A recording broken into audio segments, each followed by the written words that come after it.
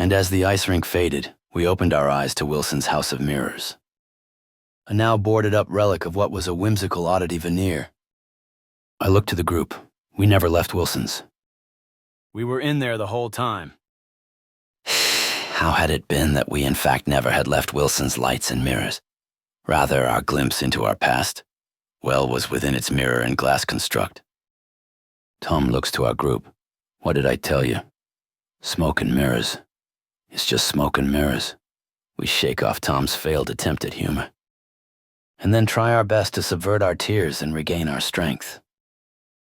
I knew, we all knew, that whatever now lay ahead of us surely would be a road of some length. It was difficult, I suppose, by everyone's faces to digest what we all had experienced. But we needed desperately to put that aside.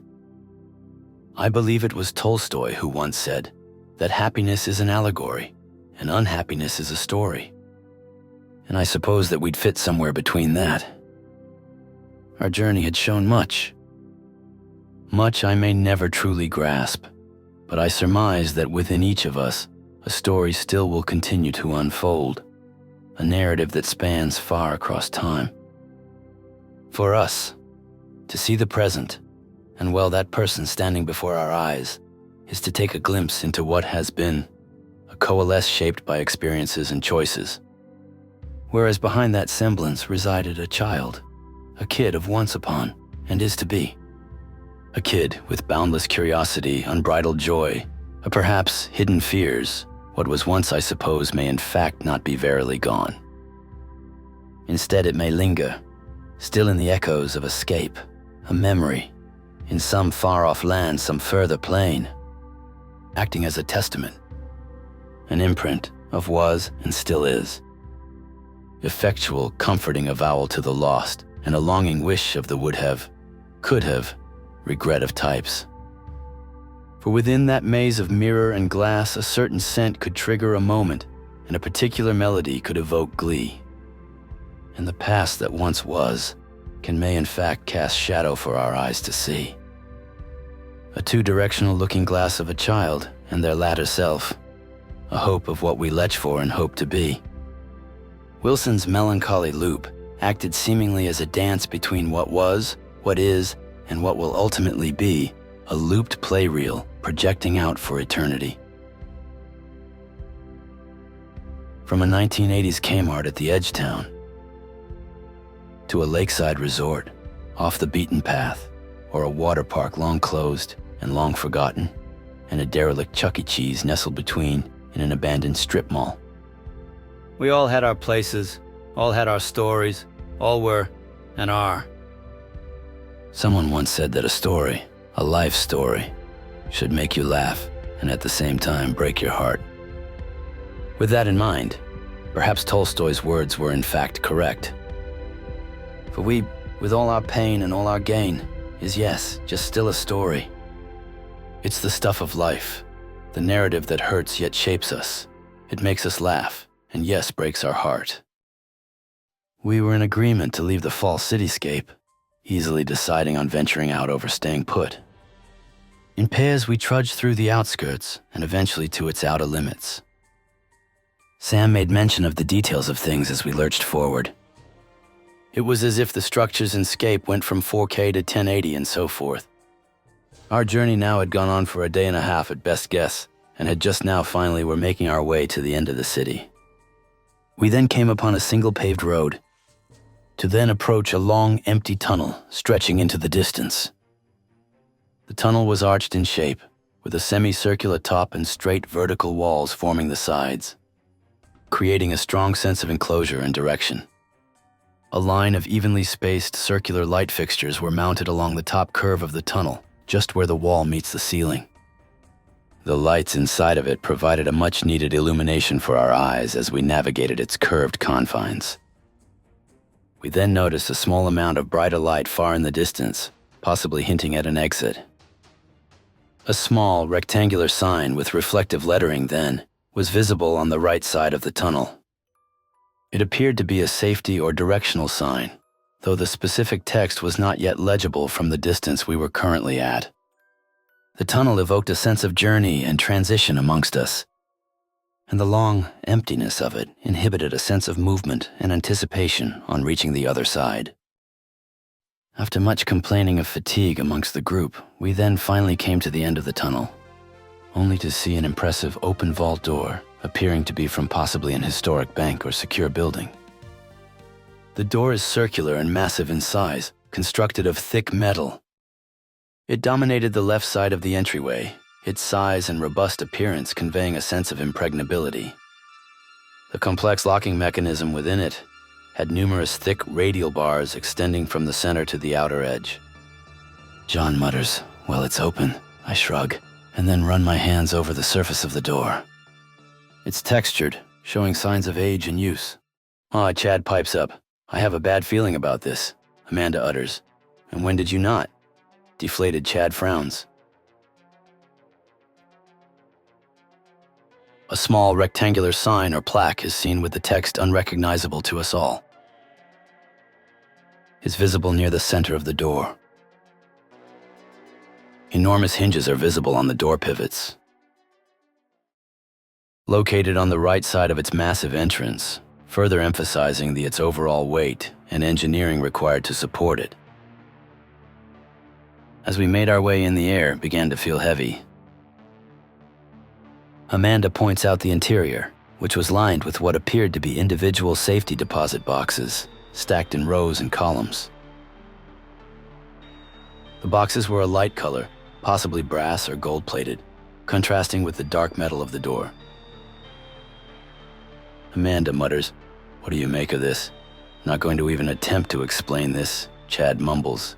The rest of walls of the vault were made of stone or concrete, creating a sense of solidity and permanence. And the transition between the circular door and the rectangular vault interior was sharp and a drastic contrast. As we walked further, the interior became dimly lit, making the rows of safety deposit boxes glow softly. The further interior was heavily decorated with ornate carvings and details, suggesting it may have been housed in an architecturally significant building of sorts. The walls surrounding us now looked to be textured and appeared to be made of stone or plaster, with the now floor a light, neutral color, possibly stone or tile. Eventually, lighting began to transition to a brighter tone, focusing our attention to an illuminated 4 foot in height door. Tom steps up. "What now? A door for leprechauns?" I state kiddingly. I highly doubt there will be a pot of gold. The small antique wooden door, clearly aged and weathered, stands in front of us. As we take a deep breath and begin to crawl in via the wooden door, we are met with a stark, symmetrical view down a long, seemingly empty corridor. The tight tunnel is near perfect in symmetry, with the corridor's features mirrored on either side. The walls are segmented into a repeating pattern of alternating light gray and royal blue panels. Chad then runs his hands on the ceiling, stating, "What do you make of this?" The ceiling appeared to be a grid-like structure, with evenly spaced, recessed fluorescent light fixtures, and possible ventilation or access panels sprung about.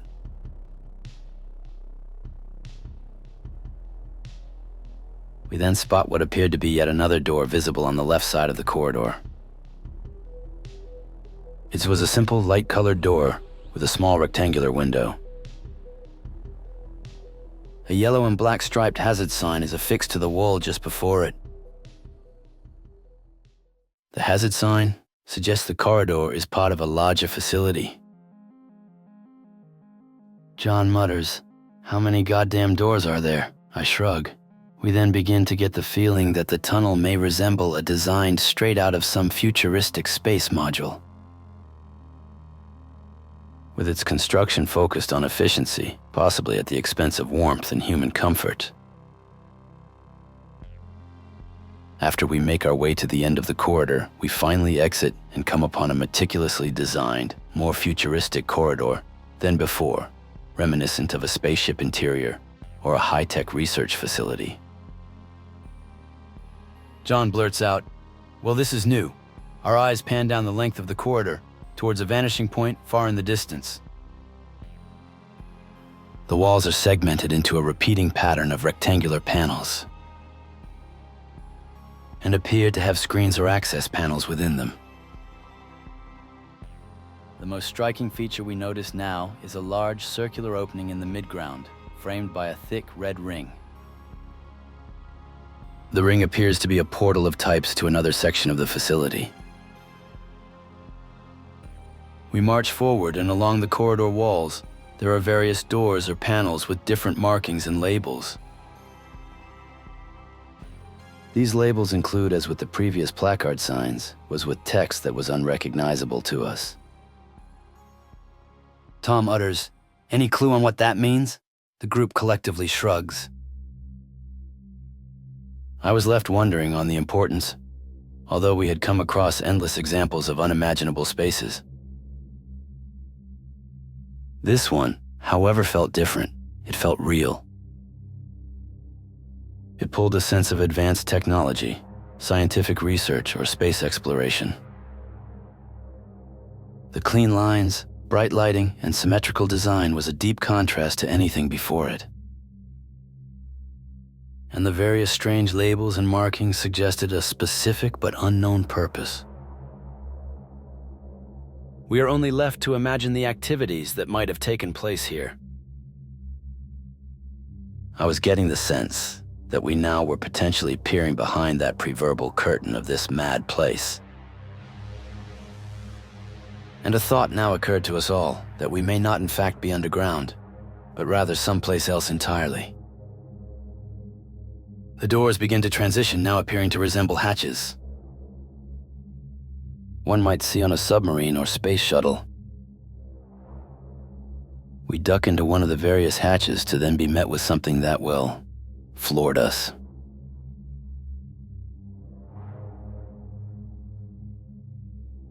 And we lift our heads out to now see a truly impossible sight.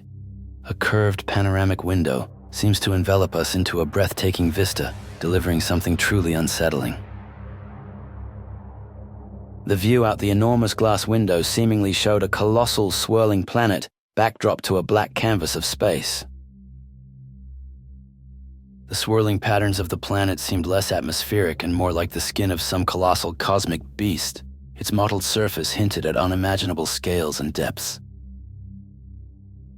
Our eyes then glanced to a thin, luminous band clunging to the planet, a fragile membrane, looking to almost struggle to contain its churning chaos around the foreign planet. My eyes then notice what appears to be the only hint of serenity, a gossamer veil against the monstrous reality of the planet itself. With eyes wide, we don't say a word, for our thin grip on reality and whatever we believed to be occurring was now shattered. This was no smoke and mirrors, this seemingly was our reality. Our group looming closer, then I, an impossibly large gray celestial body hanging stagnant in the black void. Its surface was scarred and pockmarked, a silent testament to cosmic violence and the unimaginable spans of time.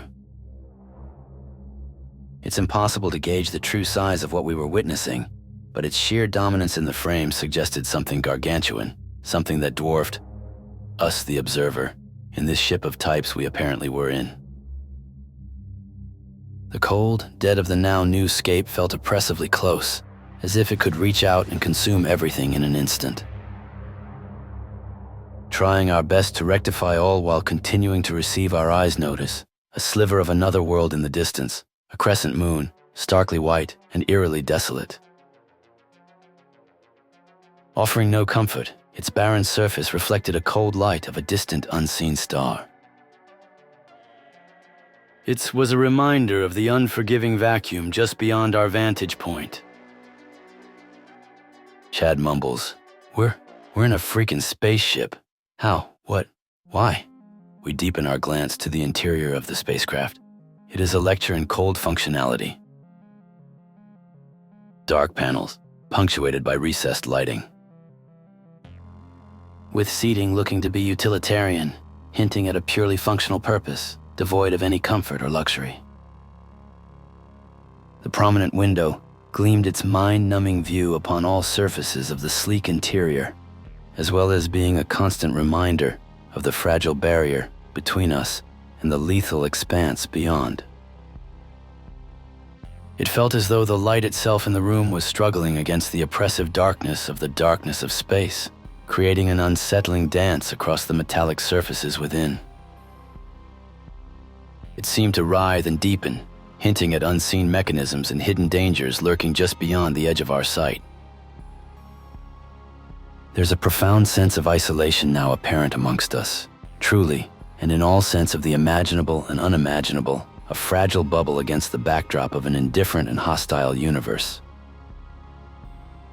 The sheer scale of it all was hard to understand, overwhelming us, creating a true feeling of insignificance as it pertained to our own existence. A primal fear of the unknown, a chilling premonition of the vast, an empty void that stretched endlessly in all directions, indifferent to the fate of those who dare to venture into its grasp. Before we can begin to understand the overload of visual acclimates, a calm voice cuts in via some unseen communication system. A metallic voice chimes in. "Greetings and welcome. Please safely make your way from your current location, at the observation deck, to the communications room, to your left." We look to each other, puzzled, then proceed. The room we now entered was what appeared to be a meeting room, with bright lights and a somewhat sterile aesthetic feel. Of what had we come to? Although I was beginning to believe finality and that much-needed answer we all seeked could be close, doubt was still always prevalent within me. Could we possibly have been taken by some foreign entity, for study, or just plain amusement? We all held fast, waiting for the next shoe to drop. The table we sat at was large, a white conference table of types, dominating the center of the room. Tom made mention of the construction of it, for it had no visible showings of assembly. Rather, it looked to have had been injection molded to the floor or 3D printed in some enormous printer. It had a unique, simplistic shape with a wider end in the foreground, drawing our eyes to it. With the top almost reflective, possibly glass or a high-gloss material. A central panel or display seemed to be integrated into its surface, hinting at interactive capabilities. As we sat in the 5 matching chairs surround the table, the lights then began to dim, and what we initially believed to be a panel display integrated in the table came on. At this point, you're likely wanting answers. Provided is an informative video correlating all into 3 sections. We hope this demonstrates our good faith and answers all your questions. Section 1. In 1961, a series of social psychology experiments were conducted by a Yale University psychologist, Stanley Milgram, who sought to measure the willingness of participants to obey an authority. Milgram would instruct them to perform acts conflicting with their moral values.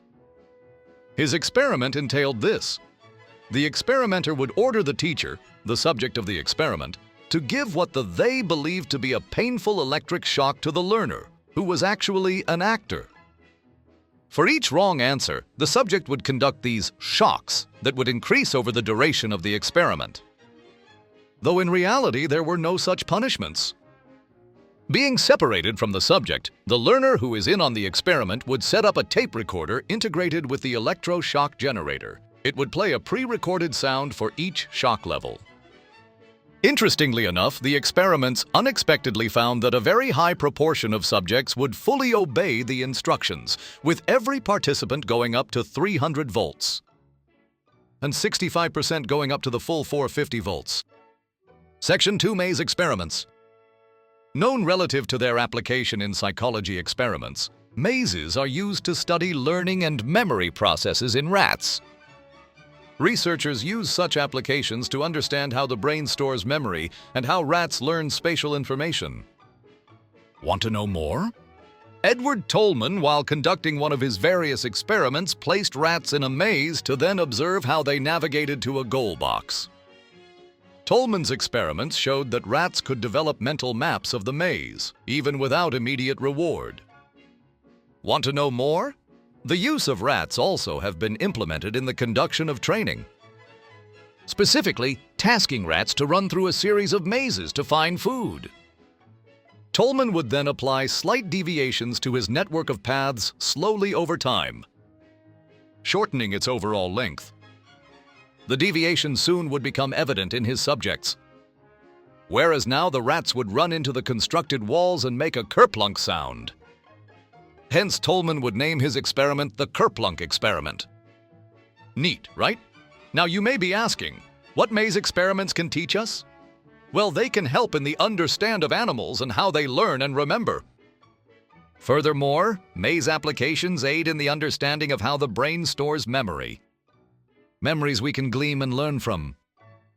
And lastly, mazes can contribute in the understanding of how learning can occur without immediate reward. Sections 3P Psychological Experiments.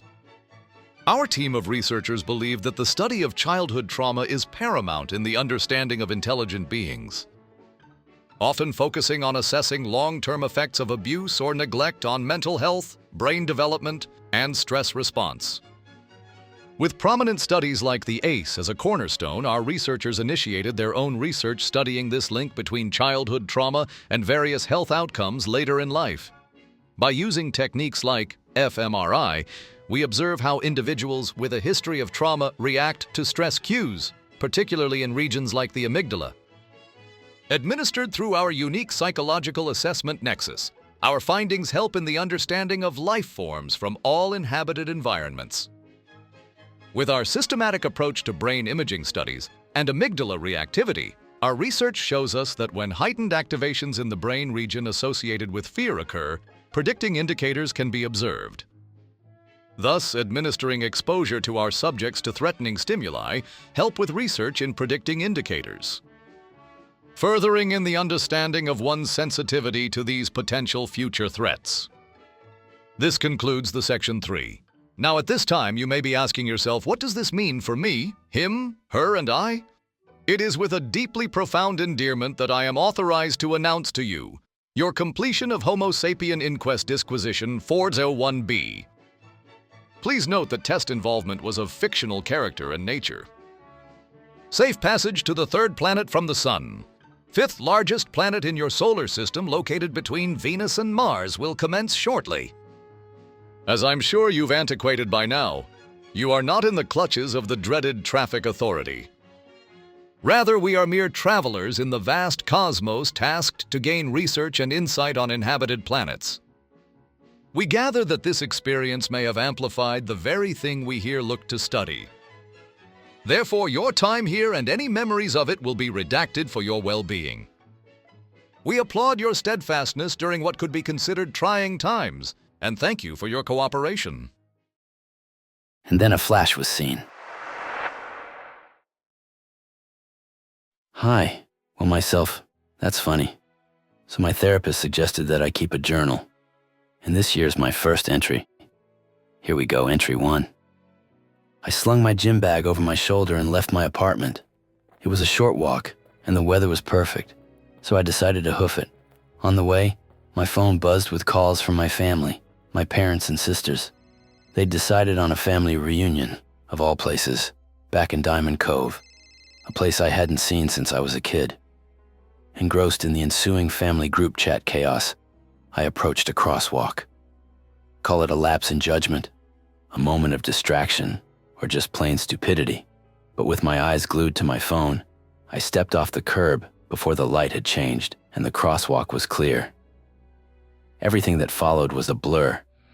I vaguely registered a semi-truck bearing down on me, and then a strong hand yanking me back onto the sidewalk by the scruff of my jacket. Stumbling back, I looked up. A well-dressed man in his 40s extended a hand. "Thought we'd lost you there for a moment," he said. "Name's Samuel, but people call you Sam," I finished, a strange sense of recognition washing over me. He smiled, his eyes crinkling at the corners. We walked the rest of the way to the gym together, chatting about this and that. Mostly small talk, but a comfortable sort of small talk. "Well, this is me," I said, pausing by the gym door. "Again, thank you for, saving my life." He waved it off with a modest shrug. On a sudden impulse, I asked, "Where are you headed?" He straightened his suit jacket. "Job fair." A strange premonition flickered through my mind, and I blurted, "Steer clear of the booth with the metal box." I wasn't even sure why I'd said it. Samuel's expression shifted, caught between amusement and curiosity. "A metal box? What do you mean by that?" I hesitated, my pulse quickening as I searched for the right words. Something about it feels wrong, like a gut feeling. His smile faded slightly, and for a moment, I sensed a deeper connection between us, as if my words had struck a chord he couldn't quite explain. He nodded slowly, as if weighing my words carefully. "Intuition can be a powerful thing," he replied, his tone now more contemplative. I glanced around, noting the throngs of people entering and exiting the gym, each oblivious to our conversation. "Just promise me you'll be cautious," I urged, sensing that this moment might be more significant than it appeared. Samuel smiled again, this time with a hint of sincerity. "I appreciate that. You never know what's lurking beneath the surface."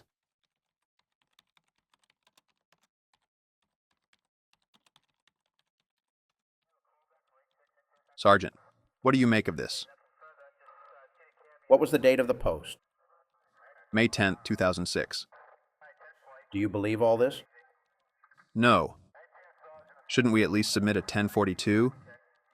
Welfare check? John, this was 10 years ago. Send it down to Lucy in records. What do I file it under? I don't know. What was the organization he was jabbering about? Traffic authority. Okay, there you go. Label and send it.